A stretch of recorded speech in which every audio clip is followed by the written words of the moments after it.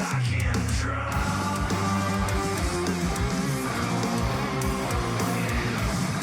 listening to We're Talking Drums, creating conversations with the world's top drummers in the most extreme genres. This episode is brought to you by Los Cabos Drumsticks, Canada's #1 choice for drumsticks.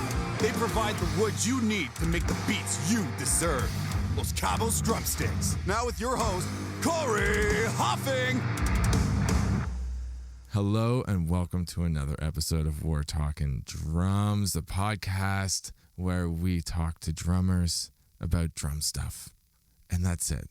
If you're a bass player, please turn this off right now. You're not allowed, okay? No bass players. I'm just kidding, but not really. First off, I want to give a big thank you to Los Cabos Drumsticks for all the support over the years. We're heading into the 3rd year of the podcast, and Phil and everybody at Los Cabos, you have been amazing. So thank you. Thank you very much. I personally play the 2B White Hickory sticks. I love them. I love the weight, the feel. It makes my blast beats even easier to play. Easier is not the right word, but it makes that snare really pop and all my hits clean and heavy. If you are looking for a very durable stick, I highly suggest the Red Hickory line. A lot of the big hitters play them and absolutely love them. So check out Los Cabos Red Hickory line. I would suggest the Rock Sticks or the 2Bs if you are a heavy hitter. They are absolutely sick. So check those out. Secondly, big high five to all our Patreon subscribers. You guys are excellent. Thank you very much. And if you feel the need to support this podcast in a financial manner, it's only $2 Canadian a month. That is it. Just a toonie. And it helps out so much. Just knowing that I have your support. Continue this podcast. If you guys like these episodes, then it is greatly appreciated. And thank you very much. Head over to patreon.com/We're Talking Drums. You can find the link in the show notes. Lastly, my band Lotharo has a podcast called Live, Laugh, Lotharo, where we talk about band stuff, touring, all kinds of random ass stories, and it's just a fun time. So if you're into bands, just chatting about random stuff, getting into arguments, just being general idiots on camera, then you know what? Head over. All the links will be in the show notes, but you can find us on YouTube, Spotify, any streaming service there. That's Live, Laugh, Lotharo podcast. So check it out. Okay, now let's talk about our guest for today.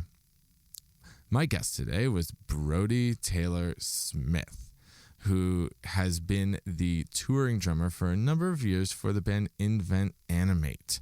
You know what? These guys are absolutely sick. They're awesome. They have a headlining tour in September and October that I'm seeing like low tickets and sold out shows coming through. Like, it is so sick for these dudes. Highly suggest grabbing tickets now and seeing them if they are even reasonably close to where you live. Check that out. In this episode, we discuss tour life, eating habits on the road, generally stuff that you do to make sure that you can perform properly, because a lot of people kind of just don't think about that. They think, oh, touring, it's so much fun. Everything's like, actually, it's like a lot of work to make sure that you can perform every night. So we kind of talk about that type of stuff. And of course, everybody's favorite thing, pedal settings. So you can play the fastest double bass imaginable. All right. We talk about all kinds of other stuff. I will let you guys get into this one. Here's my conversation with Brody Taylor Smith. Brody Taylor Smith, welcome to the We're Talking Drums podcast. How are you doing today, man? Hey, I'm good, man. It's good to be here. Yeah, man. You enjoying it? It's Sunday. I don't know how much days of the week matter to you. I don't know if you work a 9 to 5 or anything, But like Sundays are always like a relaxing day, you know. It's a nice day out in Hamilton here. So, you know, do you enjoy your Sundays, your weekends? Is it like a nice day off for you, or are you still like just hammering down on the kit every day? Yeah, it's kind of just another day. I got home from tour maybe about 2 weeks ago, so I've been relaxing a little more than I would normally, but I got my drum set back up a little while ago. I got a new snare recently, so I've been messing around on that a good bit, but yeah, right now it doesn't really matter what day of the week it is, I guess. Just another day, but it is a nice day. It's nice out. It's warm, which I like. So yeah, things are good. Yeah, man. I had the same thing. I got home from tour about 4 weeks ago, and the first 2 weeks I was home, it was like I wasn't really like working a day job or anything like that, and it was just like the day of the week didn't matter. You know, you're just trying to like get back in like into society, you know, as a normal human being again. I've had it. Oh, my bad. Go ahead.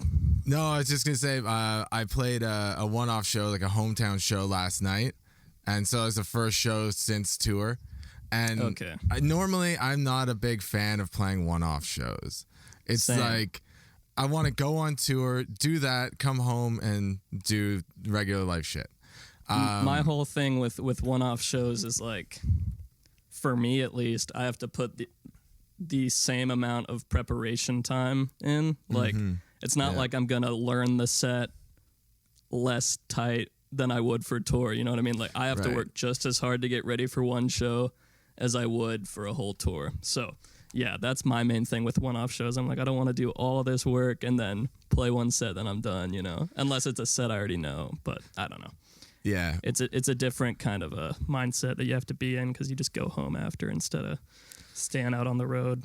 Yeah, exactly. And then you have to load gear back into the space. And so it's like, I'm not getting home till 3 a.m. I'm like, And since it's like a local show, the promoter wanted everything pushed back so he could have people at the bar drinking longer. It's just like, But the one nice thing about it was, I don't know if you get the post-tour blues, but yeah, like you're probably, you know, hopefully getting it over it a little bit now, 2 weeks, you know, but like after 6 weeks on the road, I got home. Day one was excellent. And then after that, it was just downhill. I've had it go different ways, after different tours. Normally, like the first couple days, once I'm home, I'm like so stoked. I unpack and like set my drums back up and whatever. And I enjoy being home, you know, but yeah, normally depending on like how quickly I get back into like a workflow here at home, because my home life kind of revolves around like the main work I do is like I program drums a lot and transcribe drums a lot, and then I mean I've been touring a lot more over the past year or two, so preparing for tours kind of, it's all drum related, you know. So but sometimes, like I was saying a minute ago, if I get home from tour and I spend a little too much time kind of just chilling out and getting back into the swing of things, I feel like I definitely get a little bit depressed. I'm like, what am I doing?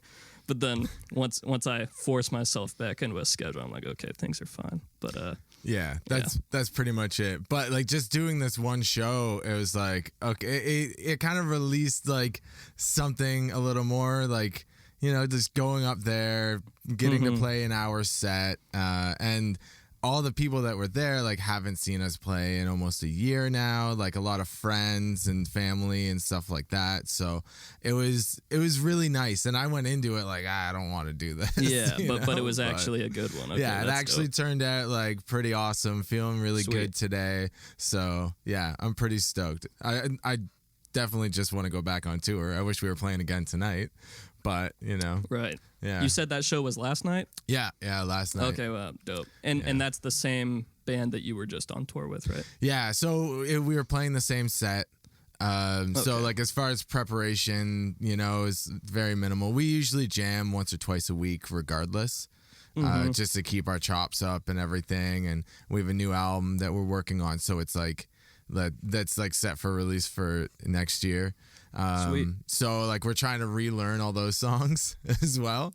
Right. Because, you know, like when you're in the studio, things change a lot from when you wrote them sometimes. So, yeah, we're always playing. So the preparation for the show wasn't anything out of the norm. But, Gotcha. yeah, just playing, it was nice, you know? Yeah. So speaking of tours, you've had quite the year already because like you guys were in Europe at the beginning of the tour, right? With Era, Silent Planet, and Sentinels. Yeah. Yeah, with Dave Rucky, We're Talking Drums alum. Sweet dude. Love that guy. I love that guy. I was texting him the other day. Oh, yeah? Yeah, dude. Oh, man, he's such a sick drummer. Like, he's awesome. Yeah, he's Sweet the dude. man. Yeah, absolutely. And then you guys had some stuff in the States.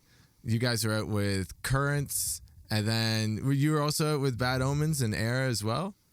Yeah, that's right. So in February, March, we did Europe, that tour you mentioned, and then went home for a little bit. Then like all of May and June, it was like we did part of this Currents headlining tour. It was Currents and Like Moths to Flames. And then like we did like 4 shows of that. And then we did like a 2-week tour with Bad Omens and Era. And then after that, we hopped back onto the Currents headliner and finished that tour with them. So it's like we did maybe like 8 shows with Currents and then about 12 with Bad Omens. So for us, it was like a full tour, but we got to get the best of both worlds and do both lineups. So that was fun. That's super sick, man. And like, Bad Omens is like gotten massive over the last few years. Those shows were some of the biggest I've ever played. One of them may have been the biggest I've played. It's hard to know sometimes. But they were all huge. And also it being like a 3-band bill, it was super relaxing. And, you know, we're already really tight with the Era guys. And I don't know, it was just really fun and cool. And the new Invent Animate album came out pretty recently. So there's been some cool buzz around that. So all the shows have just been dope. Yeah, that's sick. Dude, 3-band bills are the best on tour. That's the only time I've done it. That was the first 3-band bill that I've ever toured on. So, I loved it. It was the best. Yeah, our last run through the States, it was 3-band bill. I think that's the only time we've done a 3-band bill as well.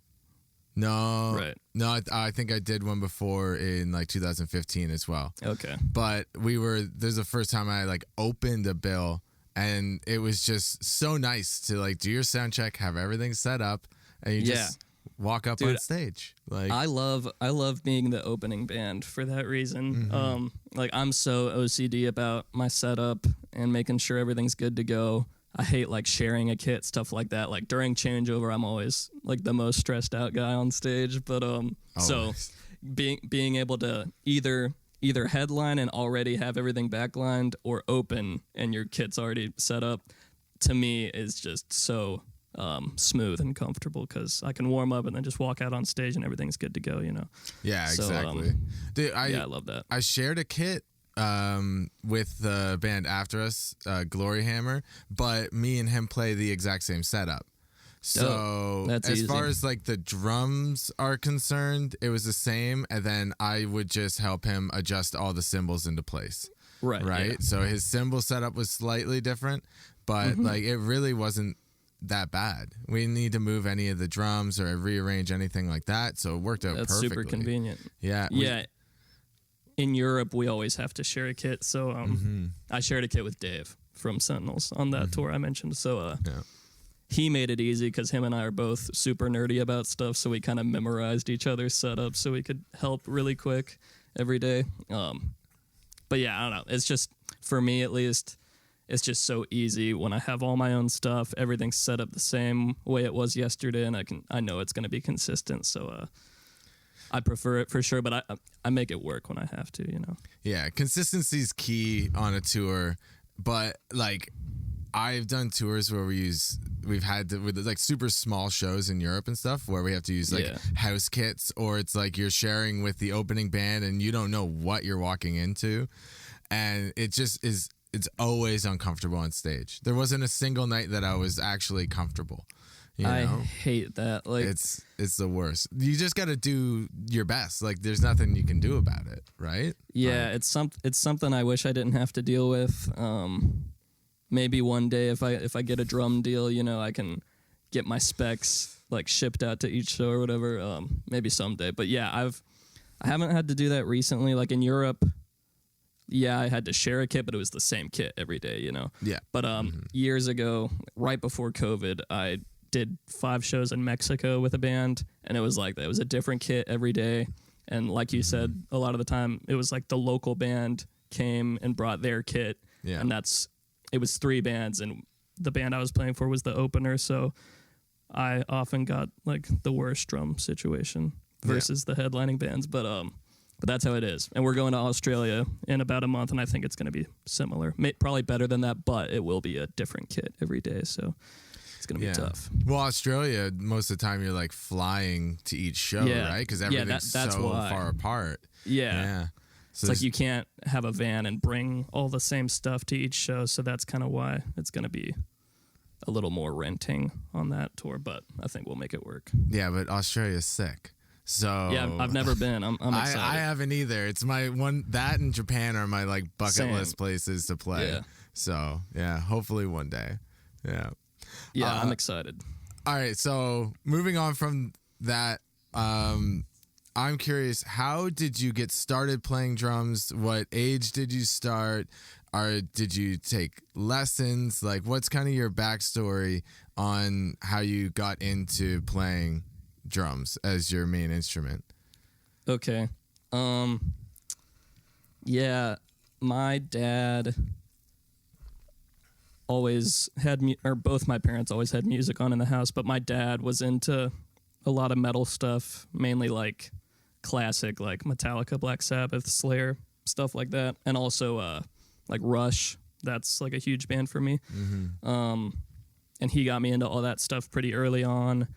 And then maybe when I was like, well, I got a drum kit, I think when I was 7 for Christmas. It was like a super, like a toy drum kit, basically. Yeah. And I kind of messed around on it, broke a lot of pieces, and then kind of stopped caring for a couple years. And then when I was 9 or 10, I started messing around on it again. I had been listening to music a lot more. I think I got like my first iPod, and my dad put a bunch of sick stuff on there. And I specifically remember playing along to some Slayer stuff on that old drum kit and trying to figure it out on my own. And then started talking more with my parents about it, and we got some more pieces for it and fixed it up a little bit. So that's when I like really started playing, I guess, when I was about 10 years old. And funnily enough, my mom actually played drums, and she was never like crazy serious about it, but she would play at church, and she like played in a local band when she was in college and stuff like that. So she had an old kit that, you know, at the time I was 7, it was probably too big for me, but once I did start playing more around 10 years old, she brought that old kit downstairs, and I started playing on that one. So yeah, and my dad's a guitarist as well. Same thing, not super pro, but he loves music and is, you know, passionate about it. So yeah, I was super fortunate to have, you know, parents that really gave a shit and were just stoked that I was stoked, you know what I mean? Yeah. So it was never a thing about like, I don't know, they never discouraged me from playing, and I always felt comfortable about it. So yeah, around then, 10 years old, started middle school, kind of, I was like all about it forever. I like instantly was just like, this is what I'm going to do. Then maybe around like, but I will say like, I wasn't like practicing like crazy. I was playing along to songs constantly, listening to music constantly. But I feel like it wasn't until I was like 16 or 17 that I started being like, okay, I need to like get fucking serious. And I started, you know, focusing on technique and playing to a metronome, stuff like that. Mm-hmm. But I never took lessons or anything, and that's not me bragging. Part of me wishes that I had. I did like concert band in middle school and high school, so that did for sure help me a little bit. That's when I first read sheet music, stuff like that. But yeah, around like 16 years old is when I started like really like practicing appropriately, I would say. And yeah, and then I started playing in different bands. My first band was with my friend Brandon. who was a high school friend. We met freshman year, so like 2013. And that was like a death metal band, and those were like the first shows I played. And then a band called Satyr, which was my like main band for a long time. That was also formed like right out of high school with a high school friend. That's more of like a proggy kind of post-hardcore heavy kind of thing.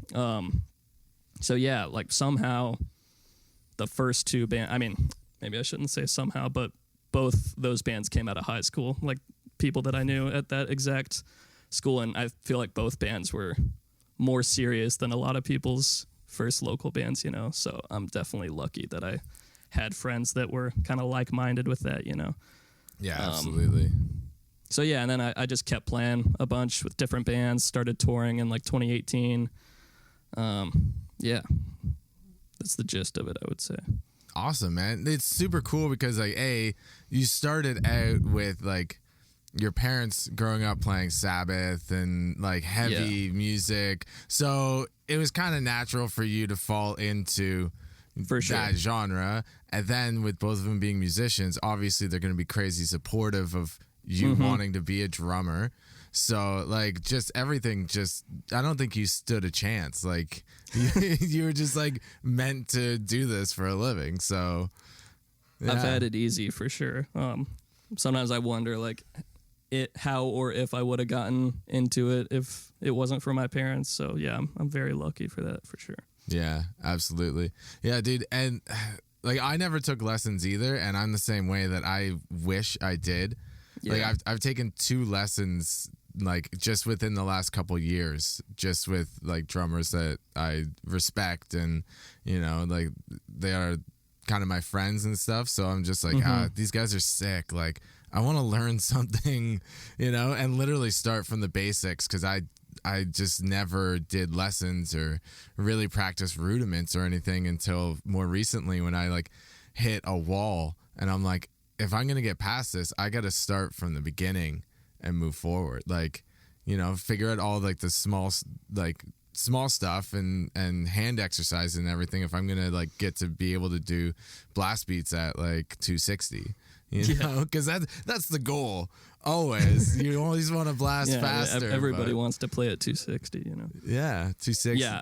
300, 400 now. Like, I don't know what the max tempo is in death metal these days, but dude, that shit's hard. But yeah, I feel you though. Yeah, I mean, I think it also just takes being like curious and, you know, doing your own research. I feel like I'm not advocating for not taking lessons, but I do think now more than ever, there's just so much info online, like so many, like I feel like I've learned so much just from watching millions of videos of my favorite drummers play, or watching or listening to interviews like this of my favorite drummers and just, you know, hearing them talk about stuff. I've like, when it comes to my favorite drummers, I feel like I've, you know, watched every interview that I can find of them. And I feel like if you are like that, you are going to learn a lot from that. And again, I'm not saying don't take lessons, but I do feel like now more than ever, you can like go pretty far just from like all the free info and stuff out there on the internet. You know, it's easier now more than ever. Oh, definitely, man. The amount of YouTube tutorials and everything like that, and everyone's just like, oh, like just practice this. And if you're smart about it and you take little bits from each person, because everybody learns differently and everybody's muscles react in different ways, so you have to like really be conscious of what is working for you and what's not working. You know, you can't just, there's no one set way to do things and that's it. So that's a big part. But if you're motivated, and like for me, when I watch like drum videos of like Alex Rudinger, it gets me pumped to want to get better. And exactly. That's the guy I was basically talking about when it. Right. Like, I've watched every single Alex Rudinger video, and before I got to know him, I listened to every Alex Rudinger interview, and I feel like a lot of people will like notice his style in my playing sometimes, and that's just from like me, I don't know, especially at a younger age, like kind of modeling my playing after him. And yeah, I never took a lesson with him or anything like that, you know what I mean? I don't know. It's just very easy to like be influenced by different stuff and really learn a lot from it just by watching and listening, you know. Oh, absolutely. Even just like how he's holding the stick while Exactly. he's doing certain blasts or fills and stuff like that. It makes me more conscious when I'm playing on how I'm holding things, the way my fingers are sitting, how tightly I'm gripping the sticks, and Yeah. you know, like all of that, because a lot of the times you can get lost in it and you just want to play really fast, or you just, Right. you know, you're just trying to get through it. But if you just like kind of relax within your brain and really concentrate on how the smaller muscles are moving and everything like that, you can get more tapped into being able to play faster or having more dynamics in your playing and everything, just by like focusing in on those small little details. Exactly. And I feel like that's one of the coolest things about the internet and just the like vast amount of resources you have nowadays.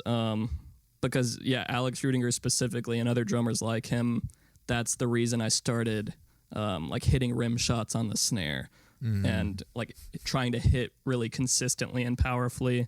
Started playing to a click. Stuff like that was from both watching those videos and then like listening to those guys talk online about how they do things. And it's like, oh, this is like what you're supposed to do. Like I think it was an Alex Rudinger Q&A thing when I was in like 10th grade or something, where I first started thinking about like, oh, I should change my drum heads.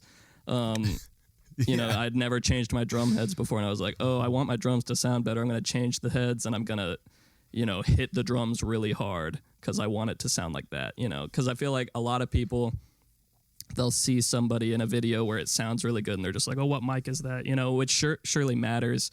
But I feel like the main thing is, you know, how you're playing. Like analyze the player before you're thinking about like, okay, I need to buy all this shit. Because that just goes so far, in my opinion. Just how you play, how you tune the drums, and then how you record it and engineer it and mix it and all that stuff. There's a lot of factors for sure, but that's kind of the last thing is the like engineering side of things, because you can just stick a mic anywhere, and if the guy knows how to hit a drum, it's gonna pick that up. It's gonna sound way better if the player it knows what he's doing. yeah. No matter how you mic up a kit, if a drummer's not hitting a drum properly, it's still gonna sound kind of shitty. Yeah. So, To me, like the two biggest factors are like who's playing the drums and then who's mixing the drums. And then after that, it's like, okay, what drum is it? What mic is it? Where are you placing the mic? Etc. But what heads you're using? Do the drum sizes match what tones you're looking to get? Like, so many different factors. Okay, so speaking of drums, sizes, everything like that, I was watching one of your Meinl videos, which fucking awesome. Thank you. That's so sick that you got to do some playthroughs with Meinl, because their playthroughs are always fucking amazing. And you I'm killed thrilled it. about it. Thank you, man. Yeah, they look and sound incredible. Yeah, so, those are the best videos I've ever been in. Best drum videos ever for me. Yeah. So yeah, I'm thrilled about it for sure. Were you nervous going into recording that? Because I know that they don't edit any of their stuff, as far as I am aware. Like, there's no editing of the drums or anything like that. So it's like you got to go in and fucking nail it perfectly. Right. Yeah. I was definitely nervous. Yeah. Luckily, they're based in Nashville, or in the U.S. Their headquarters is in Nashville, and I'm in Atlanta, Georgia. So that's like a 4-hour drive for me. So I was still able to bring my own kit, all that stuff. Because a lot of the guys in those videos are playing on like a backline kit. And luckily, like I said, it's in Nashville, and there's tons of resources there when it comes to live music and stuff like that. But they let me just bring my own kit, and so I was super comfortable. But yeah, I was totally nervous. But as soon as I got there, Chris, my artist rep, he's like the nicest guy, and they're all super comforting. Not that I was freaking out or anything, but like they made me feel very comfortable right away.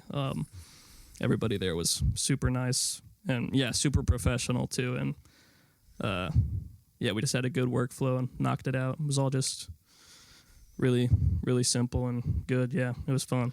Yeah, man. So if anybody listening has not seen them, there will be links in the show notes to. Sweet. You did 2 videos? I did 4 actually. 4, okay. Well, I did 4 playthrough videos of Invent Animate songs, and then we also did like a rig setup rundown video, which they haven't done a lot of that, but they were kind of trying it with me. So yeah, 5 videos that you can find on YouTube. I will put all the links to all 5 videos in the show notes, so make sure you go check them out. They are fucking sick. Sweet, thank you. When I was watching that, though, I noticed that you're using Evans heads on everything. G2's on top, and G1 for Rezo on the toms. Yeah. Which is that's exactly what I always use. Yeah, it's my go-to. That's kind of the standard for sure. Yeah. I don't like even the UV ones and stuff like that. I stay away from. Any coated has its place in for certain bands, not for anything I play. Yeah, I use a coated head on my snare always. Of and course, I like the UV one, and the UV2 is cool as well. Sometimes I'll have coated heads on my toms. Still G2s normally. But yeah, for how I play and the style that I play, clear G2s, just a good 2-ply head like that. Yeah, they're great. Sounds really good. Nice and punchy. You get the natural tone of the drum, and yeah, I love them. And then you're using the ST on the snare. Is that always your go-to? It has been for a long time. On this last tour, I tried that newer heavyweight dry head, the one that Matt Halpern kind of helped develop. I love it. I did the same thing. I bought one because I love the HD dries. That's usually my go-to. But with a longer tour, I was like, I'm going to try the heavyweight dries. And I just saw them. I was like, sick. I love it. It sounds fantastic. Yeah, it was cool. I think we changed it like halfway through the tour, something like that. I also tried a Power Center reverse dot, which is kind of similar to like a remote-controlled sound. In my opinion, it's kind of better. Yeah, so I've tried a bunch of different heads. I like the ST a lot, but I'm always kind of messing around with different stuff. Yeah, that's the fun part, just trying new things. I know I kind of stick with the HD dry, and I always have one. Every now and again, I'll go in and I'll try something new, or I'll talk to Evans and be like, do you have any stuff coming out or recently released that, I can try out? Because I'm always loving trying new stuff to see the difference in tones that it'll change my snare and between them. Because I had one session using HD dry, and then just going to the heavyweight dry is such a different tone to it. Yeah, it's vastly different. Both sound absolutely amazing, especially with the brass snare. Can't go wrong. Yeah, the heavyweight's just a lot thicker, I guess. But I like it because sometimes I don't love the thickest heads, but that one is pretty dope, I think. But yeah, that's what I love about Evans, though, is that they're always innovating, and I feel like that's what kind of puts them at the top when it comes to the different drum head brands out there, because Evans is always putting new stuff out every year, and I feel like the other companies, or some of them at least, just have what they have, and that's about it. Yeah, but I think Evans is dope. I've always been an Evans guy, always across the board. I love them. Yeah, I don't know. I've tried some Remo stuff every now and again. I'll try a snare head, like an Emperor or something like that. I'm just no. Also, this is an underrated aspect, but I love the Evans aesthetic as well. I love their branding. Yeah, all the red stuff. Because they kind of changed it up maybe 6 years ago or something. They changed the logo. It used to have the circle around it. And now it's just the straight Evans logo, which I think looks dope. And then all the stuff is red, and all their social media is really cool. I admire that a lot with different companies. I think that's what's dope about Meinl as well. They have a really consistent kind of social media presence, and I think Evans is also on top of their game with that. And yeah, I just like that company a lot. Yeah, I'm always drawn to Meinl because of that. I love the aesthetic. I love the look of their cymbals too. It matters, especially if you're on tour and stuff. I don't know, like you need your stuff to look good. Obviously, like the sound is the most important thing, and then like when it comes to endorsements and stuff, like your relationship with the company matters a ton too. But the social media presence plays into that a lot as well. You like those Meinl videos I did with them help me a lot. Just like they help them by giving them more content to post. I don't know. Not all companies do stuff like that. So I really value just the whole aesthetic and like marketing of different brands out there for sure. Mm-hmm. As much as I admire, the general quality of the product and all that, Yeah, I'm trying to push Mapex to start doing that for all their Canadian artists. Because I play for Mapex and I'm just like, like I'll get bands into my studio and we'll film and we'll do everything, in house and just start releasing playthrough videos for all the Canadian artists, Dope. Because it'll help the artists, it'll help the brand. It's always more content and everything like that. So yeah, I'm gonna have to chat with my artist rep about that again and see if we can set something up since I'm home for a little bit here. Yeah, I think you totally should. I feel like artist reps love when their drummers are down to put stuff together like that. It helps them a ton for sure. Yeah. Do you do any clinics at all? Have you ever dabbled in that? I was gonna do one just about a year ago. It was during the first ever tour I did with Animate, which was like exactly a year ago. I was gonna do one with my friend Steven Sanchez. If you know who that is, he drums for the band Angel Maker. Yeah. He's like one of the best in that whole deathcore scene, in my opinion. But him and I were gonna do one like together, like the two of us in Philly, and it got canceled for whatever reason. My friend was putting it together, and then I think something came up. So I was gonna do one. I was stoked about it, but unfortunately, didn't happen. So yeah, I would like to. I definitely don't want to only, play in one band, only record with them, only tour with them. It's definitely more comfortable, and I enjoy sticking to one band for the most part. But I am very into session stuff and like drum focused stuff as well, and being nerdy about stuff. So I would love to do a clinic at some point, or start doing them more often. But I was definitely nervous leading up to that one that got canceled though. So yeah, part of me was a little relieved, maybe like, okay, I have more time to get ready, because it would have happened while I was on tour. So it was going to be kind of a lot to juggle, but it got canceled regardless. So, oh well. You're going to have to reschedule it now, man. I know. It's been a year. We got to do it. Yeah. I know. Like I've kind of been talking to my artist rep about doing them, but every time he offers me some dates, I'm like, I'm on tour like that entire month. Like May is drum month at our like Long McQuaid, which is our big music store retailer here. And so it was like May or October, and I'm like, those are like the two busiest months for touring for me right now. And I'm like, can we not work it out another time? Like, but even just like the thought of booking it, I get kind of nervous about it. Like I excited, but also nervous at the same time. Like it's group of people just staring at you playing drums. It's different than being with a band on stage. Exactly. Right? You have you're the focus. Right? Like it's like you're the front man now. Yeah, you're the front man, and we're drummers for a reason here. Yeah.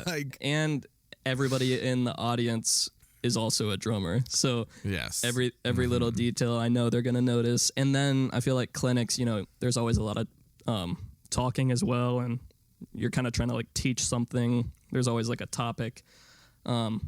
So stuff like that, yeah, I would really want it to be put together as well as I could and all that. So I definitely would like to do one at some point. But yeah, I'm sure I'll still be nervous. Of course. At least until you get that first one out of the way and you're okay, that wasn't that bad. That was actually kind of fun. And then, you get excited for the next. That's the mindset I'm trying to have. It's like, just got to book the first one and do it. Mm-hmm. And if you fail miserably, then... You can either try again or just not do them anymore and stick with what at least you know. at least you tried it. You know, you tried it. Right? Yeah. That's it. You gotta try everything once. Exactly. The I'll do one eventually. Yeah, absolutely, least. man. Okay, let's talk gear then, since you like the nerdy gear talk and stuff like that. You play Tama drums. You got a beautiful Tama Star Classic. Is that a maple? It's actually a Superstar kit. Tama Superstar Hyperdrive, and it's a birch kit. It's the first like proper kit that I ever got. I got it like 7 years ago or something. I would love to get a Star Classic. I was looking at one. It was a Star Classic maple actually. As soon as I got home from this tour, but I opted to get a new snare instead. But I am planning within the next year. I think I'm gonna get a new kit finally. But definitely still a Tama. Tamas are so good, man. They're like my mistress on the side, that I just like secretly absolutely love Tama, but I play for Mapex, so I'm like, everybody makes good stuff, Exactly. Everyone's like high end kits are incredible, but I had a Tama. I think it was the Hyperdrive, and I loved it. I absolutely loved it. It's so sick. Yeah, and it was kind of more of a mid-level kit, I think. So I was just my favorite thing about the Hyperdrive kits are the tom sizes. They're a lot shallower, and I'm pretty short, so being able to get the toms lower on top of the kick, is pretty convenient for me. So I love that kit, and like you said, it is a mid-range kit, and it's just a birch kit, but it's served me really well over the years. Every U.S. tour I've done has been with that kit. Yeah. So it's definitely done some work. Do you use a 22-inch kick? Yeah. You ever thought about just using a smaller kick drum so you could have deeper toms? Yeah. Actually, the one kit that I had, I shouldn't say the one kit, but one of my only kits that I had before this one was like a bop kit with an 18-inch kick. Oh shit! And there was one time where I had this kit, but I swapped out the kick drums. So I could get the toms even lower.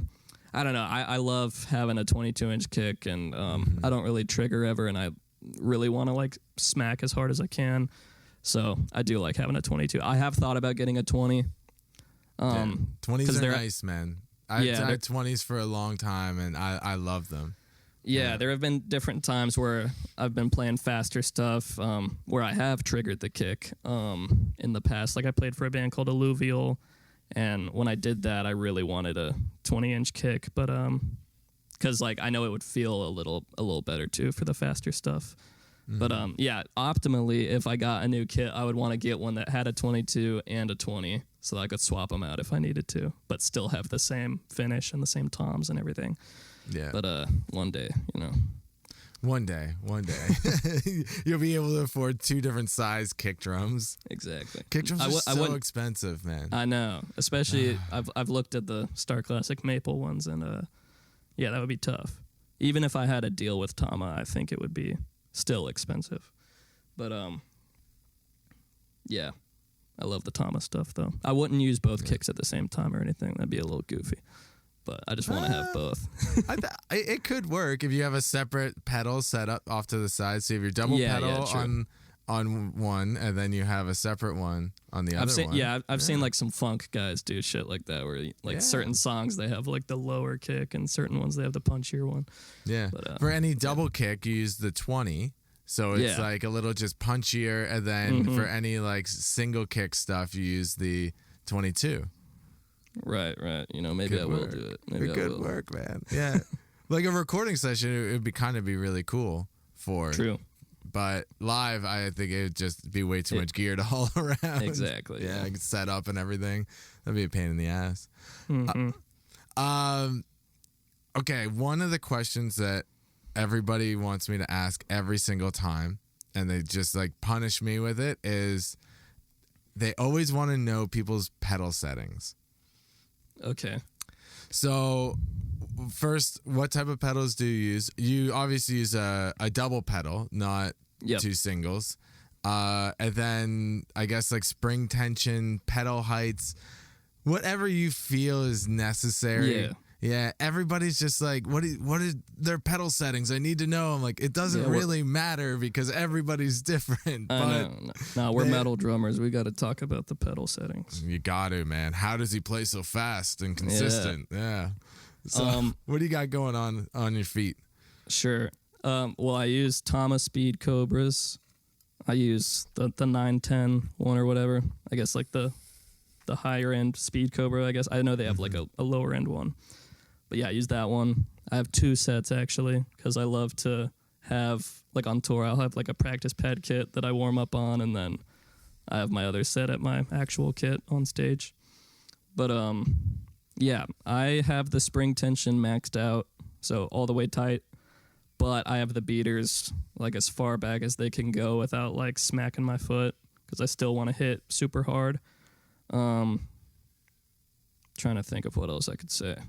I have like the footboard at kind of like a normal height. I don't have them. I definitely don't have the beaters close to the head or the footboard like super low.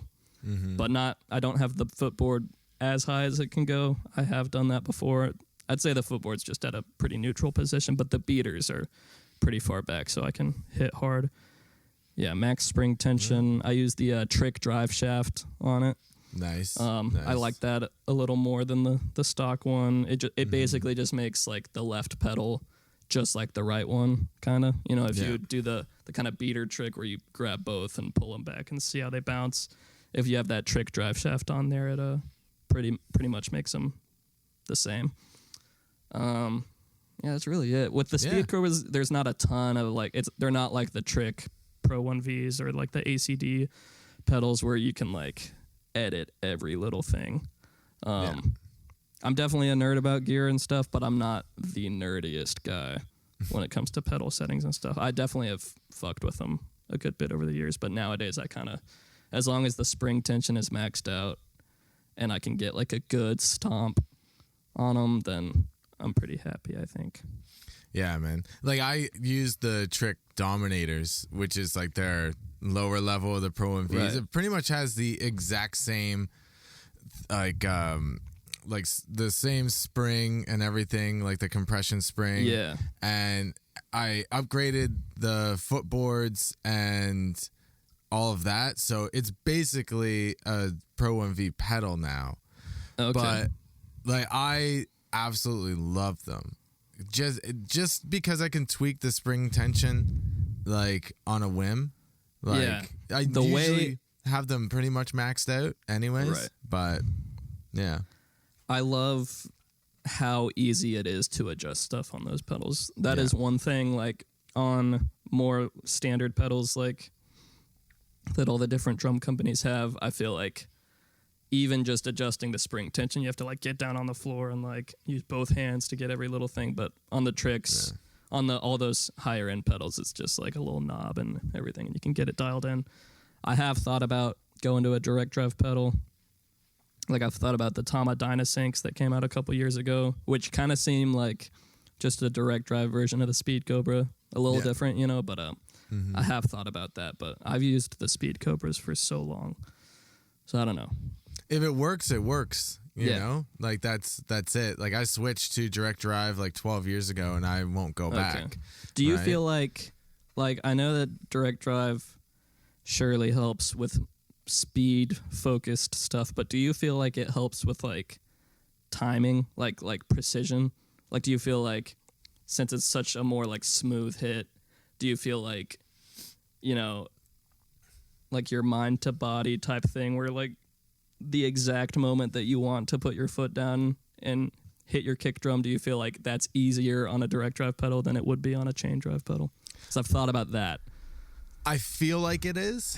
I know that's it's a weird question. If it is or it isn't, but just because it's all just metal pieces linked, there's no chain. Even though the chain doesn't really, there's no leg on it, really. Yeah, but you know, like sometimes, like depending on how you're going on like a chain drive pedal, sometimes like the footboard will kind of come up and like catch itself a little bit on the chain. That doesn't happen on a direct drive pedal. And like No. it doesn't really happen. And like at this point, like my technique is built around playing chain drive pedal, so it doesn't inconvenience me ever. But I don't know. I guess I just wonder sometimes, like, would my timing be better on a direct drive pedal? Like, would I have an easier time? Because it's like, yeah, like playing faster, like or like being able to play faster is always a plus. But like my main thing past few years has just been like, I want my timing to be like as good as it can possibly be. So I've wondered about direct drive pedals, I guess. Yeah. But I don't know. I've been playing them for 12 years, so I haven't played on a chain drive pedal in quite some time. But I'm all about them, man. I love them. Yeah, I want to get a new pair.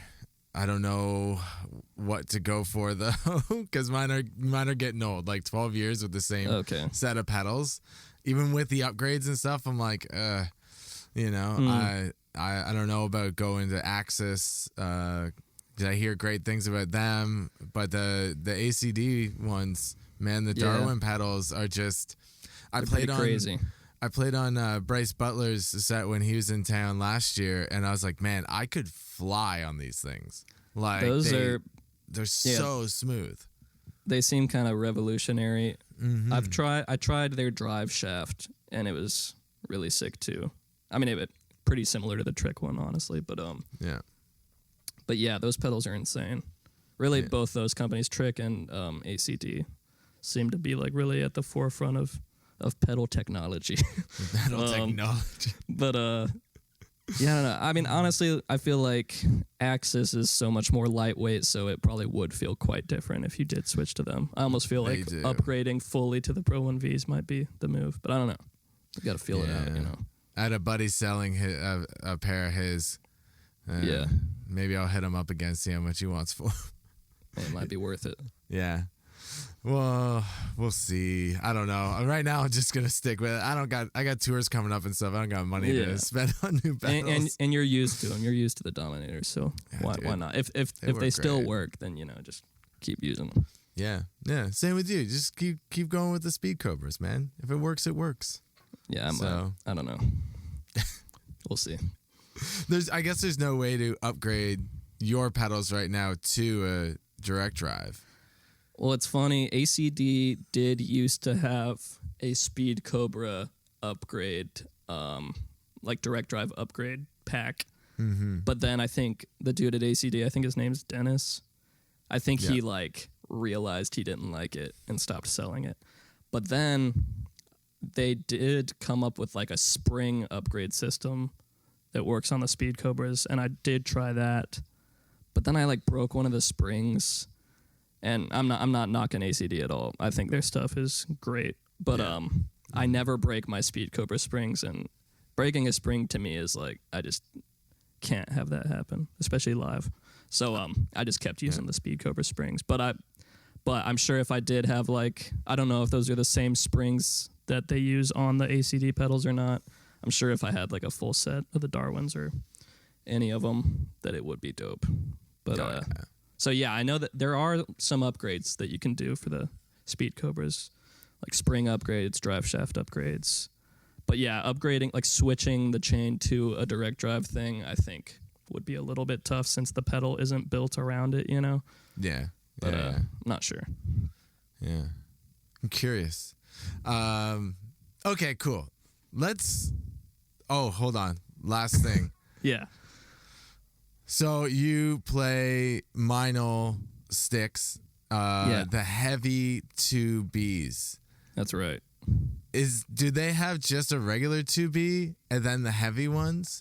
No. Or is it just the heavy 2Bs? Yeah. Like their 5B stick is called a heavy 5B, and then their 2B is a heavy 2B.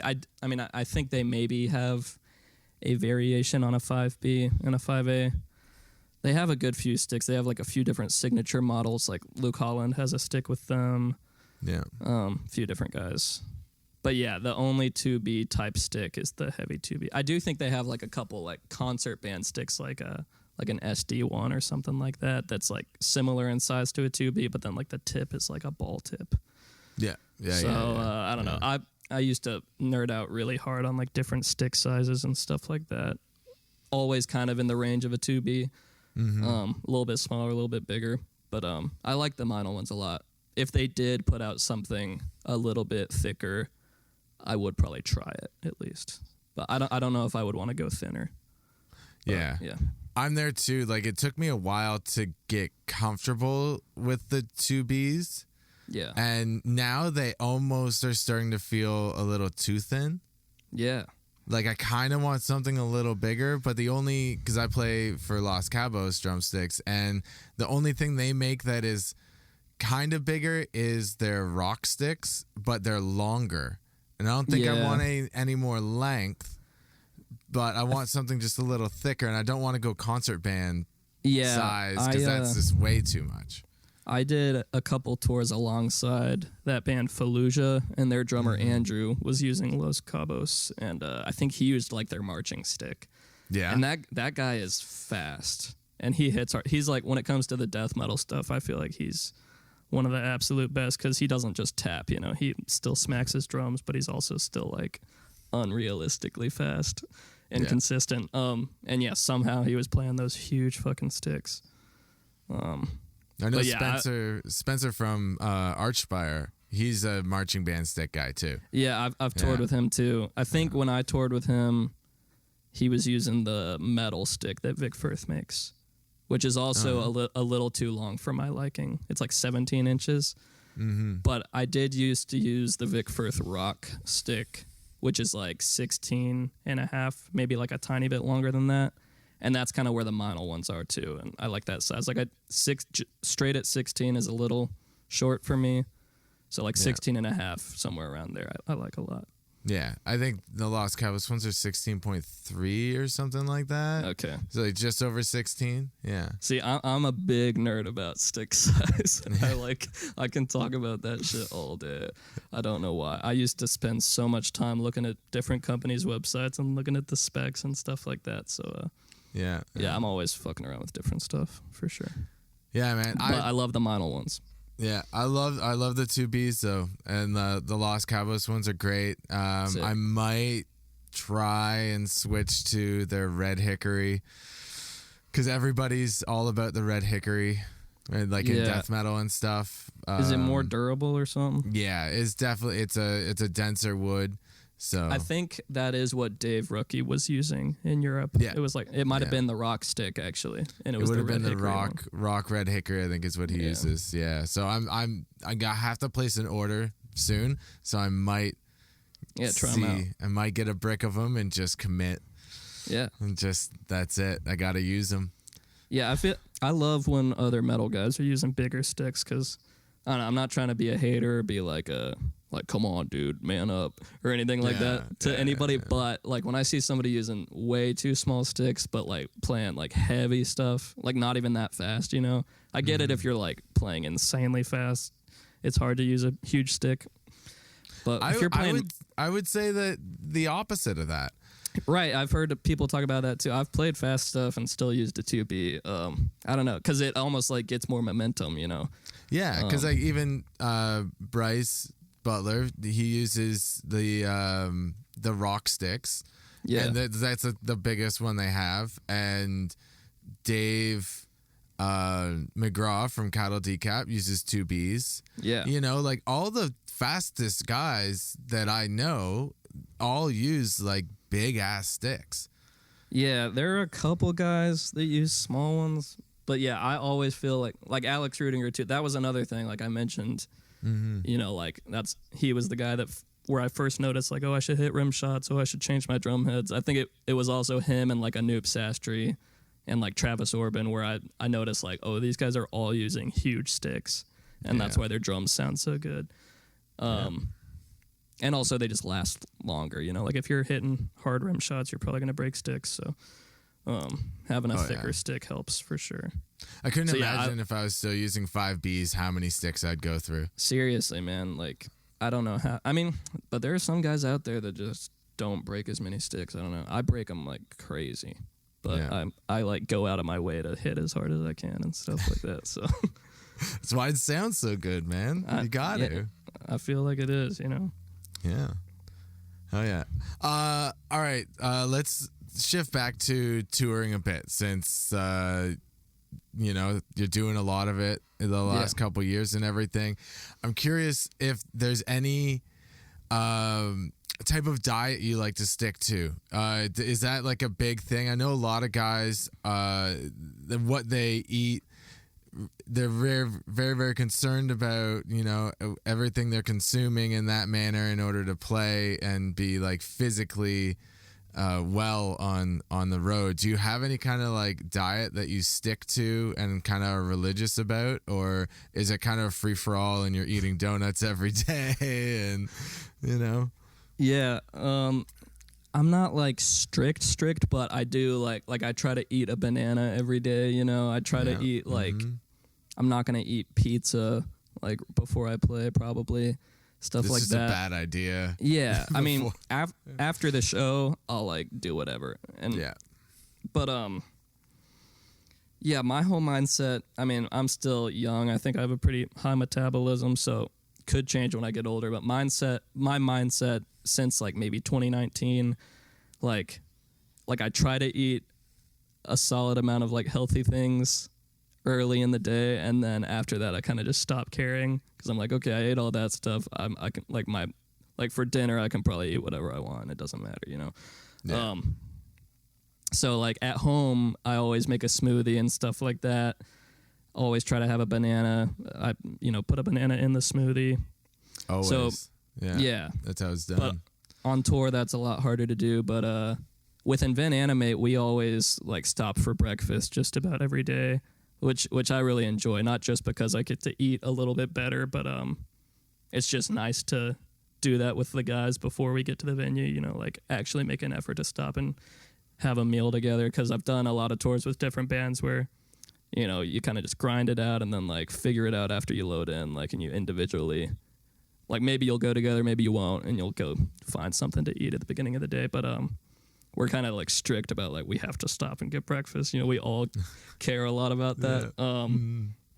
So yeah, that helps a lot. Like I try to eat eggs if I can. And I always try to have bananas with me. And lately we've been having like a veggie tray on our rider. So that's normally in the green room, and I'll try to snack on that here and there. So like I try to not eat super heavy after breakfast, I guess. Like I'll eat breakfast and then kind of snack before like leading up to the set, and then normally as soon as I'm done playing I'm like dying to eat something. Right, I don't know, I try not to play hungry, but by the time I'm done breaking down and everything I'm normally ready to eat. And I just try to like drink a shit ton of water. Like years ago, I think also in 2019 there was this one show where I like maybe an hour before the set, I like realized like I've like barely drank any water at all today. And it was like a super DIY show. There were no water bottles at the venue. So I just like got a glass of water from the bar, had like one or two of those, and then I felt like I played so bad because I was just like my arms just like couldn't do it. Yeah. It wasn't a train wreck, but it definitely was not where I wanted it to be. But then since then I've kind of just been like, okay, I need to like religiously drink water, especially if I'm playing anything demanding, like anything fast. I just chug water throughout the day, kind of, especially when I'm warming up and stuff like that. Yeah, you got to stay hydrated, man. It's key. Yeah, it matters a lot. Your muscles don't function properly if you're dehydrated. So, yeah, does caffeine play a role in your life at all? Yeah, I rarely will go a day without caffeine. I'll have coffee at the beginning of the day or like with my first meal. It's the same way at home, but Keaton from Animate, him and I have gotten very nerdy about coffee on the last tour or two. We always try to find like the best coffee spot. Nice. Doing that on tour has made me like start going to this other coffee shop here at home instead of making coffee for myself. So that's been a little bit bad for my wallet maybe, but I'm just like, oh, this place is so good. I want to get better at making it. Yeah. I don't drink coffee at home. Like at the studio, I have just like a shitty Keurig because like late nights and stuff like that, I need something. But there's a coffee shop that I'll walk to, like, you know, it's like a 10-15 minute walk, and I'm glad to do it. Just get a nice cup of coffee. it's like an experience going in there and like, I don't know, watching them make it for you. And I don't know if the vibe is right in the coffee shop and then the coffee's good. I love that. But I used to not give a shit. Like I would drink the shittiest gas station coffee, whatever on tour. Yeah. As long as I had caffeine, I was happy. But now I'm just like, oh, I don't want to.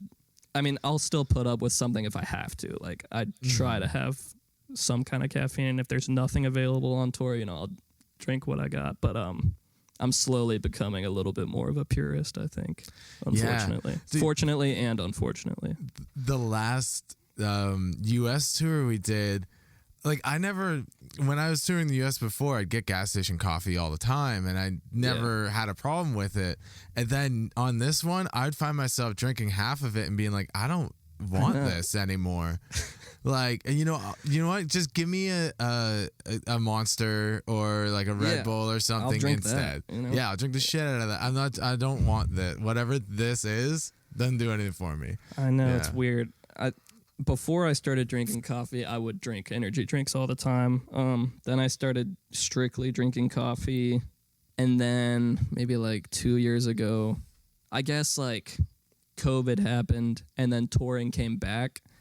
And I would still drink coffee a lot, but I would like let myself drink energy drinks too if I wanted to. Yeah. But yeah, I don't know. For some reason now, like it wasn't until maybe like 3 or 4 months ago, I'm just like not okay with the shittier coffee anymore. Or I shouldn't say I'm not okay with it, but it's like I care more. I'm like a little more disappointed than I would have been in the past. But yeah, I'll take an energy drink instead. If the coffee's that bad, I'll be like, okay, I'll buy this Monster that's probably gonna give me cancer or something. I don't know. Yeah, but, I'll drink it. We're all gonna get cancer anyways, man. Like we're all gonna die in some way, shape, or form. So I drink way too many energy drinks because I just they taste so good, dude. Dude, I got this one, which is the Peachy Keen. I like that Monster. When they came out with this, it was like I was throwing parties and celebration. This stuff is so good. I love peach flavored stuff. I live in Georgia. We're the peach state, so I gotta represent it. Have you tried the Pipeline Punch Monster, the pink one? I think I've tried it, but I only go for zero sugar. Okay, respect. Once. Yeah, that's it. I try to keep my sugar intake as low as possible. So. Yeah, that's where I'm at. I was eating way too much sugar. That's probably a good way to do it. That's probably a good way to consume energy drinks. Yeah, zero sugar, and then I just eat donuts on the side, and that's my sugar. That's my sugar there. I love donuts too. Yeah. That was our thing on this last tour was like finding donut shops. I love that too. I feel like I've like noticed more recently how many donut shops there are in the world. Like I see so many, and I never go in them. Yeah. But just whenever go in. Exactly. Yeah. Let's grab one. It's all good. Whenever there's a good opportunity to buy some donuts, though, I feel like I do. I love donuts more than the average person, I think. Dude, yeah. I'm a fan. Yeah, big time. And like I've noticed I'm vegan, so like sick. I love donuts so much, and so many donut shops now have like specific vegan donuts. Even if it's not all vegan, it's like, all right, we have these like 6 different ones that are, and I'm like, fucking dope. Then they're always noticed great. That. Yeah, we went on one of my first tours. We went to Voodoo Donuts in Portland. Yeah, that's the original. Yeah. I had a couple vegan donuts there that were awesome. Yeah, we went there, and we also went to the one in San Antonio. Okay, I haven't been to that one. Yeah, it's sick. So, yeah, I love that place. Yeah. We went to a whole bunch of other ones, too. But it's like, when we were touring in Europe and stuff, we'd always go, like, walk into all the pastry shops. Yeah, that's... when you're walking around. That's another thing that Keaton and I have been doing a lot, especially in Europe. Just different pastry shops. Oh, yeah, the pastries in Europe. And they're everywhere, like in Spain and stuff. Like, walk down the street and you're walking past like 6 of them. And you want to go into every one and try something different. Yeah. Pastries and like donuts, that's the shit. That's the midday snacking. Instead of lunch, you have breakfast and then pastries, and then you have dinner after the set. Right. That's it. I'll let myself have like maybe one little sweet thing like that early in the day, but But yeah, like I said, after I play, I'll let myself do whatever. I'll go crazy on some of that shit. Sick. Okay. We should probably wrap this up. We've been going for about an hour. So, Sick. Yeah, there's like 18 other questions that I had, but it's okay. We'll skip to the last thing. I've asked a number of our guests this, but this is Pretend Land. Your studio or wherever you keep all your gear is on fire and you only have time to bring one thing out. Do you have one piece of gear that is so either sentimental to you or like you just like can't replace it? Or is there any one thing that you can think of that is closest to your heart as far as what gear you have? Could be anything. Damn. Well, I just got a new snare. It's the Tama John Tempesta signature snare. Nice. And it's dope. I just got it. It was pretty expensive, so I feel like if it happened right now, I would probably grab that. Yeah. But if you asked me this a week ago, I don't know. Does my computer count? It can count, yeah. That's a boring answer, though. That's a boring answer. I would grab my computer. We've got that answer before, and it's like, okay, I guess. I won't say that. Like, don't you have things backed up? You know, Yeah, like exactly. you can replace a computer. Yeah. Yeah. I am a pretty sentimental guy. I love having all kinds of stuff from tour. I always frame my tour posters, stuff like that. But yeah, sentimental gear. I mean, I love my Meinl 22-inch Byzance heavy hammered ride, but I've only had that thing for like a year and a half, and I don't even use it all the time. It is a sick ride, though. Yeah, it's like my favorite ride ever. It doesn't so quite dope. work for Invent Animate though. It's like a little too death metal. Oh, But, is it? Yeah. I mean, it's just like it's not only for death metal, but you know, it's like Yeah. that thick ride. Like you can't really crash on it at all, and like the bell is just insane. But I love that ride. I would hate to see that die in a fire. But sorry, I'm trying to think. I mean, my drum kit is pretty sentimental. Like I was talking about getting a new kit eventually. I don't think I would sell this one, even though I'd probably not use it that much after. Mm-hmm. But I don't know if I can grab my whole drum kit in the case of a fire. Yeah, just pick the whole thing up and carry it out. Yeah. I'm looking around here.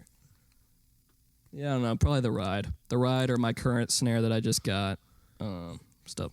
A few of those things. You got two hands. So ride in one, the snare in the other. Exactly. Okay, all right. I'm probably forgetting something super important in my life that I would let die. But oh well, that's what happens. Yeah, awesome, man. All right, so what do you got coming up as far as tours? You got a tour in the fall in September, right? Yeah, it's Invent Animate. It's our first proper headlining tour. It's the Heavener tour. That's September, October. We're bringing out Void of Vision, Throne, and Aviana.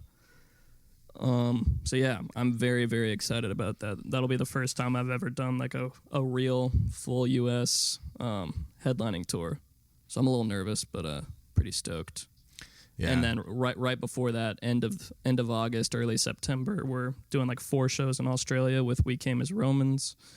So that'll be dope. That'd be sick, man. As of right now, that's everything that's announced. Leading up to that, I'm just keeping busy with a little bit of session work and stuff like that. Working on a little bit of new Invent Animate stuff with the guys. But yeah, that's about it with me. And people, are you accepting like people to hire you for drum session work and stuff like that? Do you have any like specific way that people can contact you if they are looking to hire you? Yeah, I'm not strict about it, but I am open to people contacting me for that kind of thing. Just a DM on Instagram or a message on Facebook, or if you want to, you can email me at brodytaylorsmith@gmail.com. But yeah, I do a ton of like drum programming and full recording session work sometimes. Just depends on like scheduling and budget, stuff like that. But yeah, if anyone wants to hit me up for that, feel free. Awesome, man. All right. Well, Brody, thank you very much for coming on the We're Talking Drums podcast. It's been a Thank you, pleasure man. talking to you, man. You too, man. For real, I enjoyed it. Talking drums.